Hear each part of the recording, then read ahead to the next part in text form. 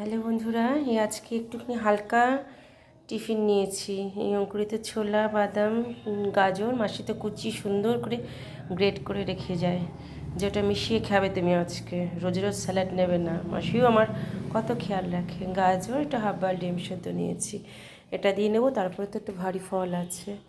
আমার হাজব্যান্ডও পড়াশোনা করতে বসে গেছে, কিছু লেখালেখি থাকে, লিখতে বসে গেল।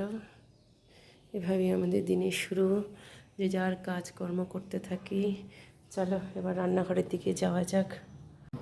একটা টমেটো গোলমরিচ আর বিট লবণ দিয়ে মাখিয়ে নিলাম, কাঁটা চামচ দিয়ে এবার খেয়ে নেবো। শোনো, নিজেকে সুন্দর করে পরিবেশন করতে হবে, কারণ দিনের শেষে তোমার জন্য তুমিই আছো, বুঝেছো? অর্থাৎ তোমরা ওইভাবে নিজেকে ছোটো ছোটো জিনিস নিয়ে খুব ভালো রাখবে। আজকে ফলটা একটু পরিবর্তন করেছি, পেয়ারা, তরমুজ, শরবত, বেলের শরবত। ওই দুটো সাজাতেই হবে, আমার একটা, আমার কর্তার একটা। এই যা, ফল খেতে তো খুবই ভালো লাগে, ফল না খেলে মনে হয় কি খাইনি, তাই না বলো? হ্যালো বন্ধুরা, চলো আজকে মধ্যাহ্ন ভোজনটা তোমাদের সাথে শেয়ার করি। আমি তো নিম বেগুন ভালোবাসি, তাই একটু নিম বেগুন রেখেছি পাতে। আর এটা হচ্ছে চাল কুমড়ো, এটা মানকচু বাটা।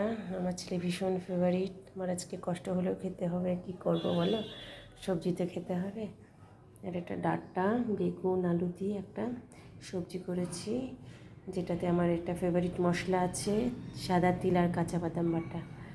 আর এটাও সেরকমই, ওই নিজের হাতে তৈরি পনিপুরি, পটল আলু দিয়ে একটা তরকারি। এই হচ্ছে আজকে আমার মেনু ছিল, বুঝলে?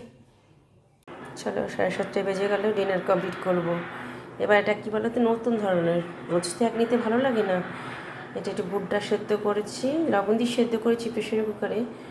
তো এটাকে একটু লেবু দিয়েছি, বিট লবণ আর একটু গোলমরিচ, আর একটু ছানা নিয়েছি, আর গ্রিন টিটা নিয়েছি, একটু পরে খেয়ে নেবো।